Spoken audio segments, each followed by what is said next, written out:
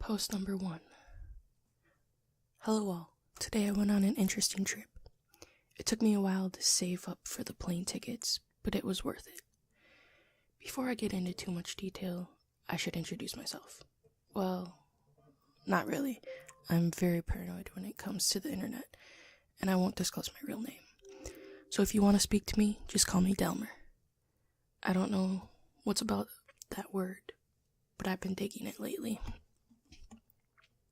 Okay, let's get down to business. I recently got plane tickets to Florida and booked a stay at a small hotel near a special location. It was worth the 6-hour plane ride for where I was going. If you haven't heard of it, I was planning to visit an abandoned Disney resort called Discovery Island. I did my research, and it was originally known as Treasure Island in the early 70s. The mystery behind the island is very intriguing to me, because it was shut down suddenly in '99. There was a lot of controversy behind the island, and it is commonly accepted that it was the reason behind the island's abandonment. I don't necessarily accept that as easily as others might. Don't get me wrong, I do believe it, but solely because of the fact that there isn't enough information on the subject to prove it. This theory doesn't settle quite right with me. There isn't any public transportation to the island, so I had to call up a buddy to drop me off at the island. It has been about a day since my arrival to Florida, and I've got all my gear ready. I brought a notebook for quick notes, a laptop for typing down documents, a vintage map of the island, which I discovered on the internet, a GPS, and a geocache. If I was going to an abandoned Disney park, I was going to hide a geocache there. I was going to bring a camera, but I had spent all my money on the plane tickets and the hotel reservation. I hopped onto his boat, and we were off. The warm Florida air swerved past my temple and into the roots of my hair, relaxing me. This all went away as soon as the island entered my line of sight. I can't explain it. It was a strange mixture of happiness, excitement, and dread. I couldn't explain to you why I felt dread, but I did. I also noticed the air got thicker as we reached the island. I told myself it must be the humidity, but in hindsight, that wouldn't really make much sense. The change was too quick. It wasn't gradual enough to be natural. Ignoring it, my buddy passed on towards the island. Strange. He didn't seem to comment on the things I've noticed. We arrived at the island. Finally, after all the research, I've finally been able to expose to the world what really happened at this mysterious island. Well, if I find anything to expose, that is. After stepping off this boat, I felt a sense of satisfaction. All of my hard work had led up to this. I waved goodbye to my friend as he left me to my own devices. I looked around for any landmarks. After finding one, I figured out where I was on the map, and heading off for where I thought the most plausible places to find information are. The place I had in my mind was the information booth. By the looks of the entrance, this definitely was a Disney park. It is very well crafted and detailed. Most of the display looks sun-damaged and a bit cracked. Some of it, you could say, looks sandblasted. Well, I guess the years of wear and tear from the unforgiving Florida weather takes its toll. I continued until I reached what looked like the information booth. The sign was faded, and the paint was chipping. It was hanging by a nail that obscured my view of the inside. I slid it out of the way. Inside was a perfectly normal information booth, as expected. There was an eggshell white desk with assorted tickets on it. It even had some pamphlets mixed in. Taking the liberty of grabbing one of the pamphlets, I ran over to the nearest bench and laid it out, also faded and water damaged. Deciphered as much of the text I could and typed it into a Word document. I noticed something funny though. I had internet connection. The place was closed in the 90s. Why would there be free Wi-Fi here? Even if I could explain why there was Wi-Fi, why did I connect without my knowledge? I didn't have autoconnect on or anything. I checked the router name and the IP. The router name was Radio Nick. It didn't display an IP. It seemed to work fine. My internet browser was functioning perfectly. I shrugged it off and decided to take this opportunity to do a little more research. I didn't find anything that I didn't already know. I continued to copy down the contents of the pamphlet. Finishing, I packed up my laptop and continued my journey. It was starting to get dark, which was strange. It was only 2 according to my laptop. I called up my buddy, and he came and picked me up. I asked him what time it usually got dark in Florida. He told me around this time of year, which was June by the way, the sun set roughly 8 to 8:30. Perplexed, I opened up my laptop to see the time was in fact 8:30. It literally said 2 o'clock 10 minutes ago. Don't freak yourself out, I told myself. It's probably just that sketchy router you were connected to that messed up your time. Probably it was set to the wrong time zone or something. We arrived ashore, and I took my rental car to the hotel. After typing this up, it's really put into perspective how weird it really was. I'll pick up my exploration tomorrow. I have about 4 more days on my reservation, and I'm planning on making the best of them. Post 2. That island is hiding something big. I cannot think of any logical explanation of what I have witnessed today. I feel impure. That's the only word that comes to mind when describing what I feel. Something unholy has happened to that island, and I feel it's my duty to find out. Okay, before I get into what happened, let me level with you for a second. Here's the information I've got. Remember in the last post when I told you to call me Delmer? You thought that was a completely random name, and in all honesty, I thought so too. Remember the name of that mystery Wi-Fi signal I was getting? It was Radio Nick. Those 2 names are linked.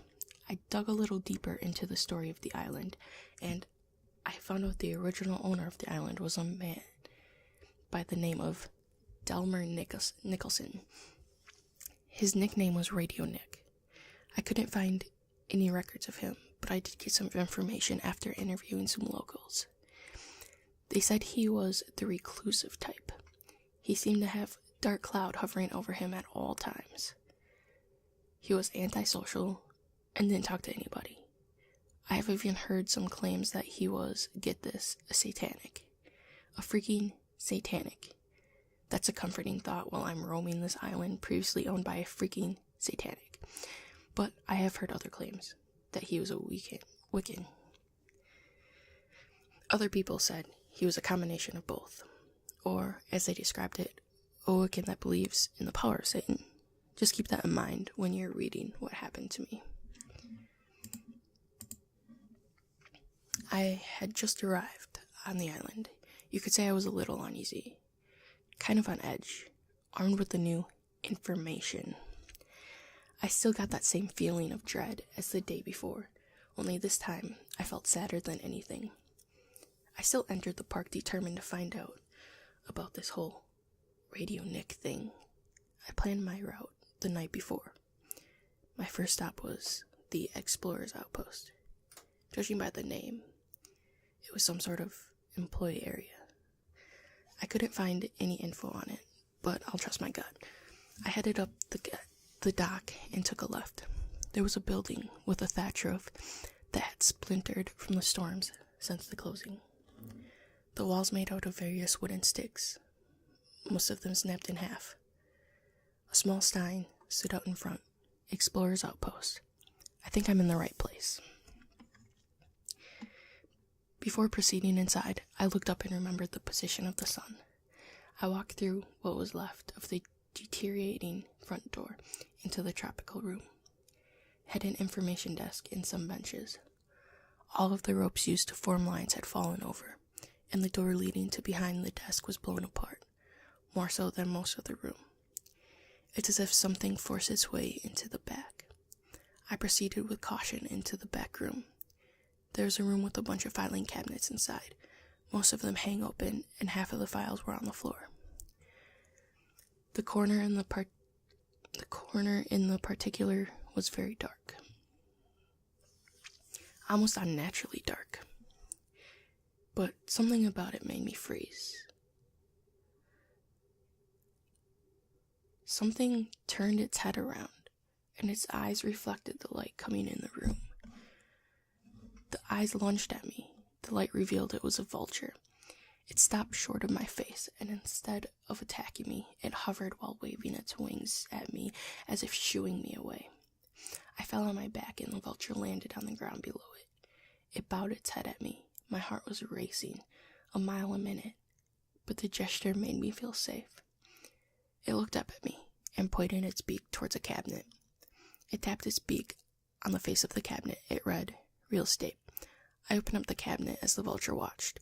Only about 5 folders are present. I take them. The vulture waves its wings.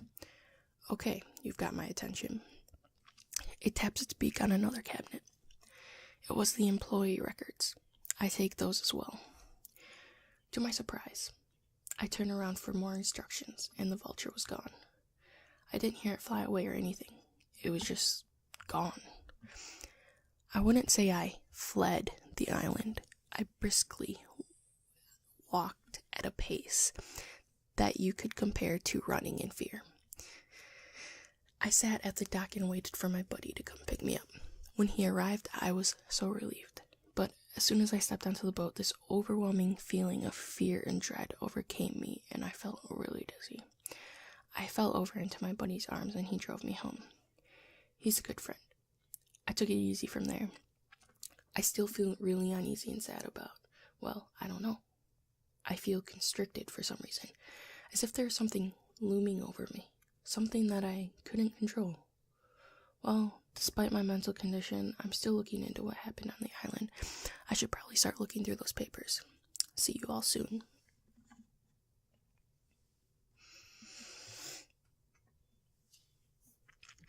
Post 3. Guys, this is going to be a very short post, but this is the information I've got. It perfectly correlates with what happened yesterday. I was looking through those employee records, and my suspicions have been confirmed. That Radio Nick guy was a huge Satanist. The employee summary says after the island was sold to Disney Incorporation's Radio Nick, well, we'll call him Nicholson, applied as an employee after the island construction was completed. They assumed it was because he couldn't bear to leave his beloved island. In the first couple of years, he acted normally. But his later years, just before the closing, other employees noticed a change in his behavior. Every day, like clockwork, he walked into the jungle by the South American aviary section, not to be seen for a couple of hours. His superiors continually told him this behavior affected his workflow. This eventually led to his termination. Interestingly enough, the employee summary just abruptly ends there. But handwritten after the end of the summary was small Russian text. It took me half an hour to decipher the individual symbols, and I finally translated it online to a word: Lucifer's foul game. This astonishes me and left me a bit confused. I analyzed what it could mean, and I've come to the conclusion this whole thing has to do with birds. The vultures were key. I've read up that in some cultures, the vulture is considered to be a symbol of good. It makes me think that these vultures are trying to protect me from something as well as exposing the truth. I have also read that there was a controversy connected to the vultures that took place when the park was still active. Disney employees were killing vultures because they said they were endangering the aviary life on the island. I think the vultures were trying to get rid of the birds because they were connected to something evil, or someone by the name of Radio Nick. That's all I've got so far in terms of theories. So if any of you have any critique to my theory or any information that could help, please don't hesitate to contact me.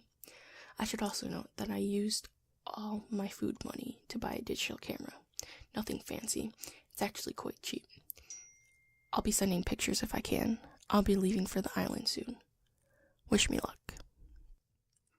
Post number 4. Hey guys, this is quote unquote Delmar's friend. I'm the one who's been boating him back and forth from the island. I have some weird news for you guys. Delmar is currently incapacitated and incapable of getting a post out. He's out cold in his hotel bed right now, and he's been having night terrors. I'm worried about what he's been doing out on that island. All I really know is that he's been getting tenser every time I give him a ride. And the most recent ride I gave him, he tried to pass one of those dollar store disposable digital cameras as something to use on a vacation. I let him borrow my camera and he graciously accepted. After leaving, I was only in my house for 15 minutes before receiving a text from him. The text said, "Come now. C25VD2HPDGU =." I ignored the gibberish at the end and raced to my car. When I arrived at the island, I found him face down and out like a light on the ground. After failing to wake him up, I just carried him on the boat and brought him to the hospital. The doctor said he was okay. At first they thought he had a concussion, but that they examined him and found nothing wrong. They just prescribed him some rest, so I did just that. I know this blog is important to him, so I thought it would be right if I posted something while he was unavailable. Just wanted to update you, for people who follow this blog. He'll be awake by tomorrow. Post number 5. I'm done. I am never setting foot on that island again. I just got home from Florida. I waited a while before typing this post, for the sake of my sanity. Let me explain what happened. I just woke up, and I don't remember anything. My buddy was there, and he explained what he saw happen. We talked for a while, before he left, because he had errands to run. I got comfy in my bed and turned on the TV. The TV illuminated the room, and I noticed the camera that my buddy let me borrow. Crap, he forgot it. I got out of bed and picked it up, and I turned it on to see if I should charge the battery. It's common courtesy. It was then I noticed that there was only a couple minutes left on the tape. He gave me a blank tape with about 2 hours of footage on it. That means I recorded something. That's impossible, though. I had only been on the island for about half an hour. A morbid curiosity came over me, and I decided to plug it in and watch it. It started out with me waving goodbye to my buddy. I began my hike through the island, and the video cut to me at the aviary section of the island. Keep in mind that I don't remember any of this. I was looking around for anything that might answer some questions. I headed for the maintenance area behind the bird exhibits. I closed the door behind me, being the genius I am. It was somewhat dark in there. Light enough so you can see, but dark enough to make you feel uncomfortable.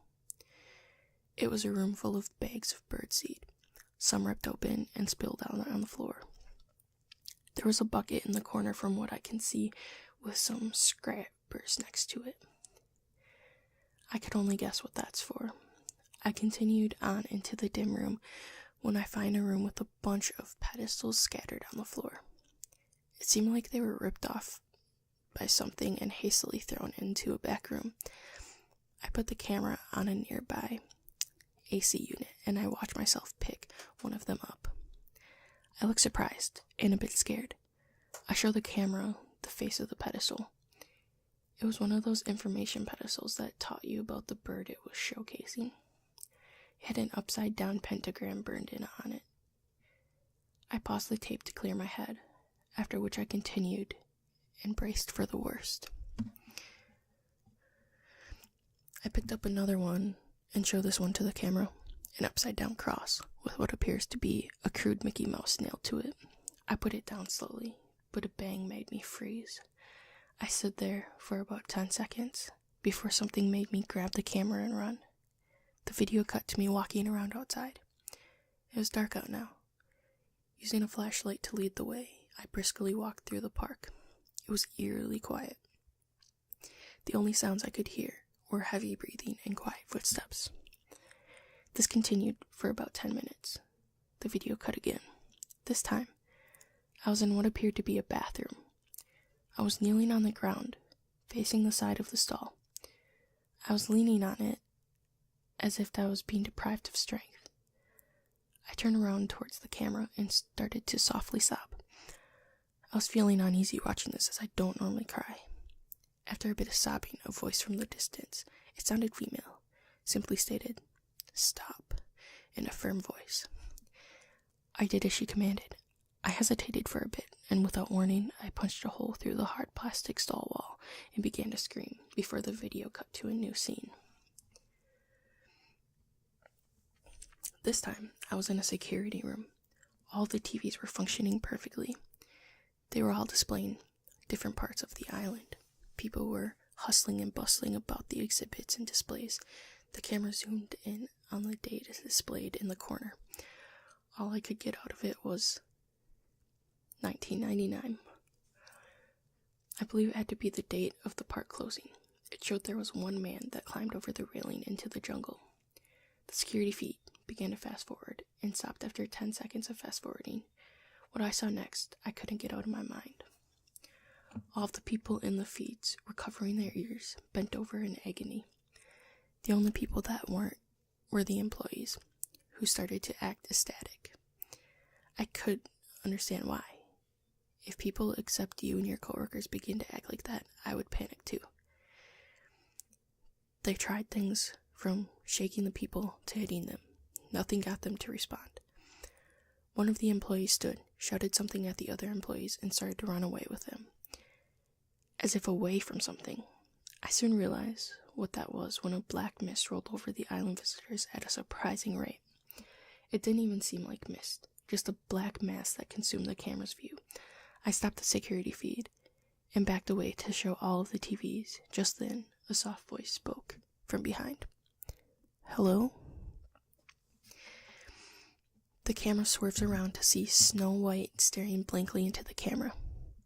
"Have you met Nick yet?" She undergoes a gruesome transformation. Her eye sockets turned into dark black, and veins around her eyes splintered out from the center. Her eyes turned white, and she violently cocked her head to the side with a loud crunch. Her jaw dropped and almost touched her shoulder as she let out what sounded like a scream. It was so loud, it distorted the audio. She put her arms straight out in front of her and lunged for the camera before it cut again. I was wandering through what appeared to be a plaza sort of place. I, every once in a while, peered into one of the displays or snack bars. Every time I would find another pentagram burnt into the ground on the inside. My silence worried me. Whispering became audible, but it was multiple voices. My footsteps became paired with another, and so on. My walk became a brisk jog, and I stopped checking in the displays. I was tempted to stop the video, but I gathered my courage and pressed on. I abruptly stopped in place, while the whispering and the footsteps grew louder.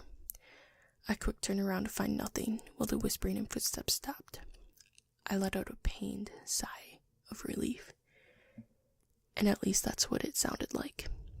I turned back around again to be greeted by Mickey Mouse.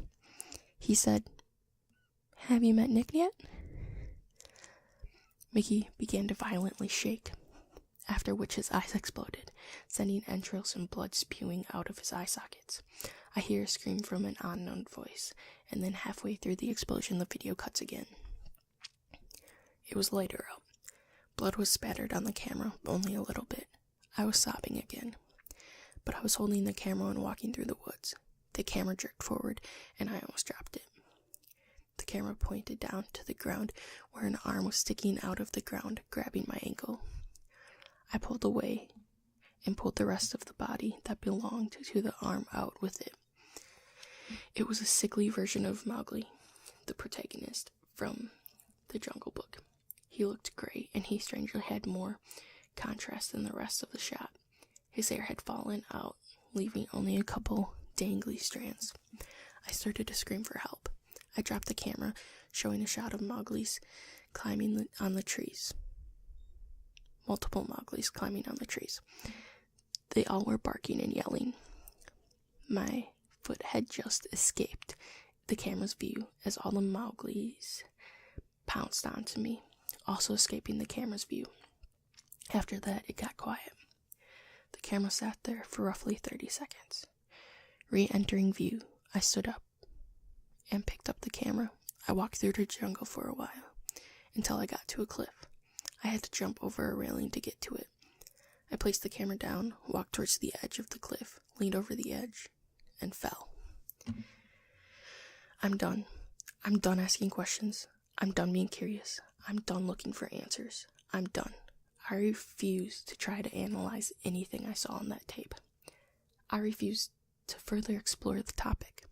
I'm done with this blog. This will be my last post.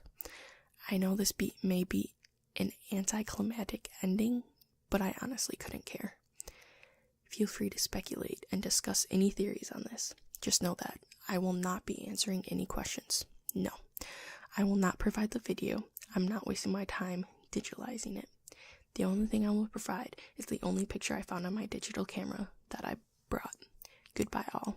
I'm done. I'm done.